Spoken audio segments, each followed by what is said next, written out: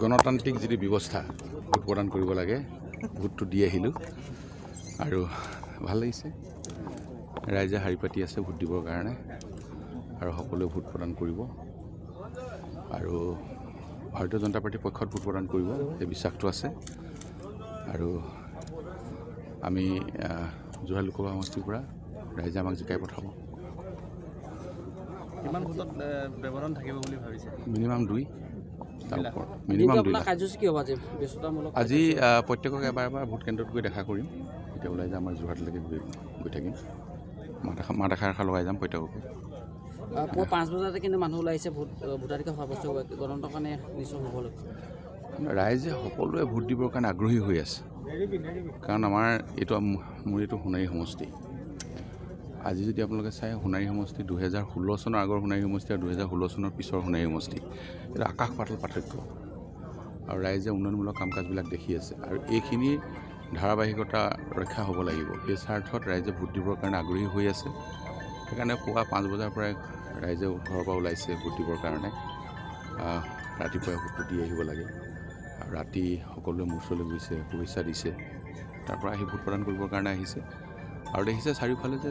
চবফালৰ পৰা ডেভেলপমেণ্টৰ কামবিলাক চলি আছে আৰু যেতিয়াই ডাবল ইঞ্জিনৰ চৰকাৰ থাকিব তেতিয়া উন্নয়নমূলক কাম কাজবিলাক আৰু খৰতকীয়া গতিৰে আগবাঢ়িব আৰু নতুন আমাৰ যিবিলাক কাম কৰিবলগীয়া আছে সেইবিলাক কাম আমি কৰিবৰ কাৰণে সক্ষম হ'ব পাৰিম আৰু ৰাইজে সেই চিন্তাৰে সকলোৱে ভোট প্ৰদান কৰিছে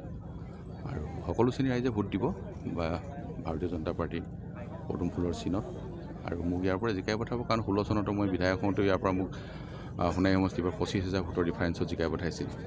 19ত যেতিয়া মই MP খেলিছিলোঁ তেতিয়া মোক সোণাৰী সমষ্টিৰ জনসাধাৰণে 35,000 ভোটৰ ডিফাৰেঞ্চত সোণাৰী সমষ্টিৰ পৰা জিকাই পঠাইছিল আৰু এইবাৰ ৰাইজে আশীৰ্বাদ কৰিব সেই বিশ্বাসটো মোৰ আছে মোৰ ওপৰতো ৰাইজৰ বিশ্বাস আছে আৰু ৰাইজৰ ওপৰতো মোৰ বিশ্বাস আছে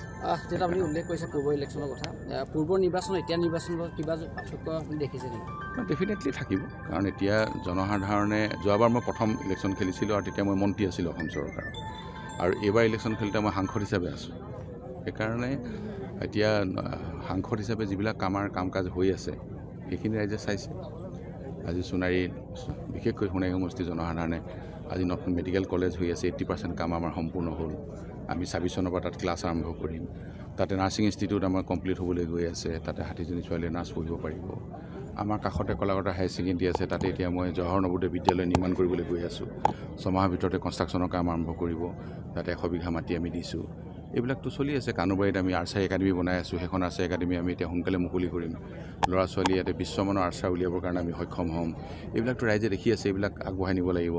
সোণাৰীত আমি 6 নং ৱাৰ্ডত ছায়েন্স চেণ্টাৰ বনাই আছোঁ ইয়াতে ল'ৰা ছোৱালীয়ে ছায়েন্স চেণ্টাৰৰ যোগেদি যিখিনি বিজ্ঞানৰ বিষয় চাব পাৰে সেইখিনি সকলোখিনি ইয়াত চাবলৈ সক্ষম হ'ব পাৰিব তেনেধৰণৰ যিমানবিলাক কাম কাজ চলি আছে ষ্টেডিয়াম নিৰ্মাণ হৈ আছে আজি ল'ৰা ছোৱালীয়ে খেলিব পৰাকৈ তেনেধৰণৰ বিভিন্ন ঠাইত ৰাস্তা নিৰ্মাণ হৈ আছে মানুহে অহা যোৱা কৰিব পৰাকৈ ধুনীয়াকৈ অহা যোৱা কৰিব পাৰে যাব পাৰে এতিয়া শিৱসাগৰৰ পৰা সোণাৰীলৈকে নেশ্যনেল হাইৱে হৈ গ'ল এতিয়া নামতোলাৰ পৰা সাপেক্ষে চাৰিআলিলৈকে নেশ্যনেল হাইৱে হৈ গ'ল national highway 702 national highway 702C দুটা নেশ্যনেল হাইৱে এতিয়া নামতোলাৰ পৰা সাপেক্ষে চাৰিআলিলৈকে লেন একুইজিশ্যনৰ কাম সম্পূৰ্ণ হ'ল আমি এইকেইদিনতে কোড অফ কণ্ডাক্ট শেষ হ'ব মানুহক আমি পইচা দিম আৰু তাৰ লগে লগে কামটো আৰম্ভ কৰিম এইবিলাকতো মানুহে দেখি আছে নহয় এইবিলাক ডেভেলপমেণ্টৰ কামবিলাক আগুৱাই নিব লাগিব আৰু সেই স্বাৰ্থতে সকলো শ্ৰেণীৰ ৰাইজে ভোট দিব প্ৰতিদ্বন্দ্বীসকলক কি ক'ব শুভেচ্ছা দিছোঁ সকলোৱে ভাল লাগিছে সকলোৱে মানে বহুত সঁহাৰি দিছে আৰু ৰাইজে দলে বলে আগবাঢ়ি আহিছে আৰু বহুত ভাল লাগিল ধন্যবাদ আৰু সকলো আপোনালোকৰ টিভি চেনেললৈকে সকলোকে ধন্যবাদ জ্ঞাপন কৰিছোঁ দাদা কি ক'ব দাদাৰ বিষয়ে দাদাই আচলতে নিজৰ কথা বেছিকৈ নাভাবে আৰু তেখেতে ৰাইজৰ কথাই সদায় ভাবে গোটেই নিজৰ অৰ্পণ কৰি দিছে 30 বছৰ কাল তেখেতে একদম